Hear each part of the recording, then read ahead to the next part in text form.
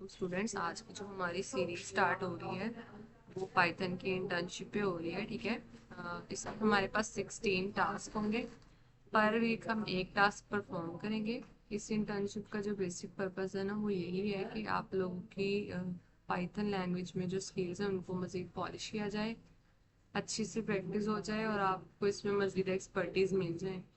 तो हम basic level से इंटरमीडिएट एंड इंटरमीडिएट लेवल से हम एडवांस लेवल की तरफ मूव करेंगे।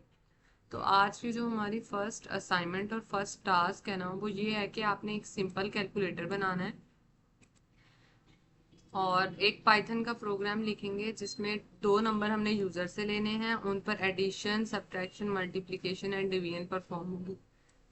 इसके लिए हमें कोई डाटा सेट नहीं चाहिए।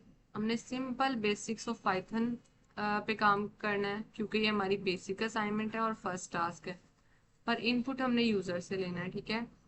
मैं यहाँ आकर एनाकोंडा नेविगेटर अपना ओपन कर लेती हूँ। जब मैं ये स्क्रॉल करने पे आपको यहाँ पे मिल जाएगा जुपिटर नोटबुक। ये मैं इसको डबल क्लिक करके लॉन्च कराती हूँ। इसमें लोड होने में थोड़ा सा टाइम लगेगा और आप अपने ब्राउज़र पे चले जाएंगे। ठीक है। तो मैं अपने ब्राउज़र पे आ चुकी हूँ। ये मेरे पास ये ओपन हो गया जुपिटर नोटबुक। और मैंने यहाँ पर क्या किया है कि अपनी जुपिटर नोटबुक में बताती हूँ कैसे लॉन्च कराते हैं। मैं यहाँ न्यू में आई और मैंने ये पाइथन कोंडा ENV बेस इस पे क्लिक किया। ठीक है। अब ना मैं इसको रीनेम कर लेती हूँ। मैं इसका नेम लिख देती हूँ कैलकुलेटर। एंटर करती हूँ। ठीक है। कैलकुलेटर लिखने के बाद मैं इसको ओपन कर लेती हूँ। ये थोड़ा सा टाइम लगेगा और ये ओपन हो जाएगी। ये देखें, अभी ओपन हो रही है। ये जो हमारे पास एनाकोंडा नेविगेटर होता है ना, ये एक ऐसा प्लेटफॉर्म है मतलब जो ऑफलाइन भी काम कर सकता है। इसमें हमारे पास ना सेल वाइज हमें काम करना होता है। ये ना सेल बने होते हैं, हर एक सेल को ना आपने रन करना होता है, यानी हमने इसमें सेल वाइज डाटा राइट करके उसे रन कराना होता है। ठीक है।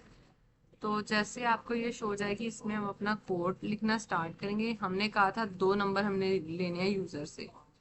ठीक है। एक नंबर 1, एक नंबर 2। ठीक है। और लेने किस में है मैं वो बताती हूँ, फ्लोट में, क्योंकि हमारे डिवीजन का आंसर फ्लोट में आ सकता है। और हमने कहा था हमने ये यूजर से इनपुट कराने हैं। ठीक है। यूजर से लेने हैं तो मैंने इसमें लिख दिया इनपुट दोनों में। ये भी मेरा इनपुट आ गया। अब इनपुट जो यूजर से कराने हैं तो उसको कोई स्टेटमेंट भी तो देंगे ना, तो मैं वो स्टेटमेंट देती हूँ एंटर फर्स्ट नंबर। ओके।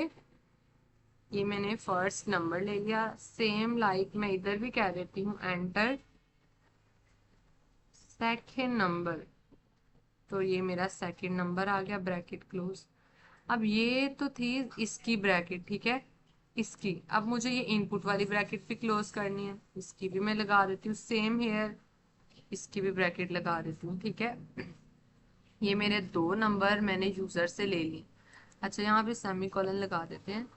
ठीक है। ये बात हमेशा याद रखें, जितना हमारा डाटा इसके अंदर आएगा ना, ये डबल कोटेशन के अंदर ये सेम एज प्रिंट होगा। ठीक है। ये प्रिंट स्टेटमेंट होगी। अब ये इतना हमने डाटा लिख लिया है। अब मैं क्या करती हूँ, मैं एंटर अगेन प्रेस करके नेक्स्ट लाइन में चली जाती हूँ। मैं कोड लिखती हूँ ऐड नंबर 1 प्लस नंबर 2। ठीक है।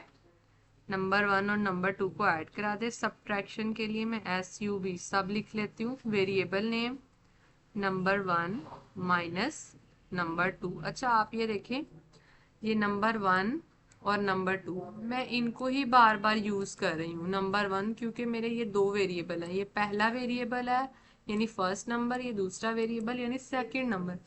मैं इन नंबर 1 की जगह n लिख सकती हूँ, m लिख सकती हूँ, x y, it's depend on you.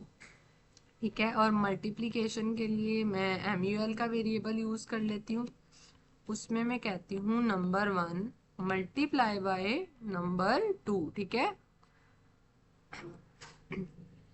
अब हम आते हैं, इसमें हम एक कंडीशन लगाएंगे देखें डिवीजन जो होती है ना, डिवीजन तो इस तरह ही होती है ना कि अगर आपके पास डिवीजन में ऊपर वाली वैल्यू है जो यानी फर्स्ट वैल्यू है वो बड़ी होनी चाहिए एंड सेकंड वैल्यू आपकी छोटी होनी चाहिए।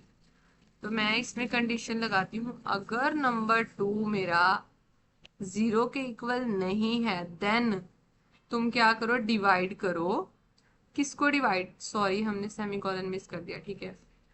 तो फिर मैं उसको कहती हूँ देन तुम डिवाइड करो नंबर 1 डिवाइड बाय नंबर 2, ठीक है। एल्स एल्स में हमारी कंडीशन आ जाती है, एल्स में आ जाती है डिवाइड, DIV जो मैं कीवर्ड यूज कर रही हूँ ये डिवाइड का है। Divide is equal to can not divided by 0, क्योंकि 0 से तो डिवाइड नहीं होता ना। कैन नॉट डिवाइडेड बाय 0, ठीक है। ये हमारी आ गई डबल कोटेशन के अंदर। अब हम कहते हैं, अच्छा इसका आपने ना ख्याल रखना है, इफ एल्स में जो आपने काम करना है ना वो आपने क्या करना है, जब आप इफ स्टेटमेंट लिखते हैं ना उसमें आपने 4 स्पेसेस देनी है, 1 2 3 4, ठीक है। देन कंडीशन लिखनी है। एल्स का भी सेम केस है, 1 2 3 4, ठीक है। अब एल्स लिखने के बाद अब मैं इसको कहती हूँ कि प्रिंट करवा दे, क्या प्रिंट करा दे, एडिशन। एडिशन, ये देखें हमने एडिशन के लिए कौन सा वेरिएबल लिया था, ऐड का, यानी हमारा नंबर 1 और नंबर 2 का जो डाटा है ना वो इस ऐड के अंदर स्टोर हो, ठीक है। ये जो हमारा ऐड का डाटा है ना, नंबर 1 नंबर 2 हम यूजर से ले रहे हैं, ये इस ऐड में स्टोर हो और इस ऐड को हम यहाँ कॉल कर रहे हैं। इस एडिशन, ये तो क्योंकि डबल कोटेशन में इसने तो सेम एज प्रिंट हो जाना है, ठीक है। सेम हेयर मैं लिख लेती हूँ प्रिंट एडिशन के बाद सब्ट्रैक्शन, ठीक है, सब्ट्रैक्शन। और ये मेरा किस में सेव हो जाए, SUB सब, क्योंकि जो मेरा ये वेरिएबल है जो सब्ट्रैक्शन सॉल्व कर वो अपने पास सेव करा है वो ये है सब्ट्रैक्शन। फिर मैं कहती हूँ मेरा जो प्रिंट है मल्टीप्लीकेशन, मल्टीप्लीकेशन वो किस में स्टोर हो जाए, वो इस MUL में स्टोर हो जाए, किस में, इस MUL में। तो मैं यहाँ लिख लेती हूँ MUL। अब मैं चाह रही हूँ कि मेरा अब डिवीजन भी सॉल्व हो जाए, तो मैंने यहाँ लिखा प्रिंट डिवीजन, ठीक है। एंड अब डिवीजन मेरा कौन सा वेरिएबल स्टोर कर रहा है, ये वाला स्टोर कर रहा है ना, डी। तो मैं यहाँ लिख देती हूँ डी, ठीक है। अब ये मैंने इसको ये पूरा मैंने कैलकुलेटर बना लिया है, मैंने इसका कोड लिख लिया है। ये हमारा सिंपल सा कैलकुलेटर था। अच्छा अब आपने इसको रन करना है। रन करने के लिए आपको क्या करना होगा, ये ना हम एंटर प्रेस करते हैं तो हम नेक्स्ट लाइन में चले जाते हैं, फिर एंटर प्रेस करती हूँ तो नेक्स्ट लाइन में चली जाती हूँ। अब इसको रन करने के लिए ना आपको करना है शिफ्ट प्लस एंटर को प्रेस, ठीक है। अब ये मेरा रन हो, ये देखें अब ये शिफ्ट प्लस एंटर प्रेस करते ही,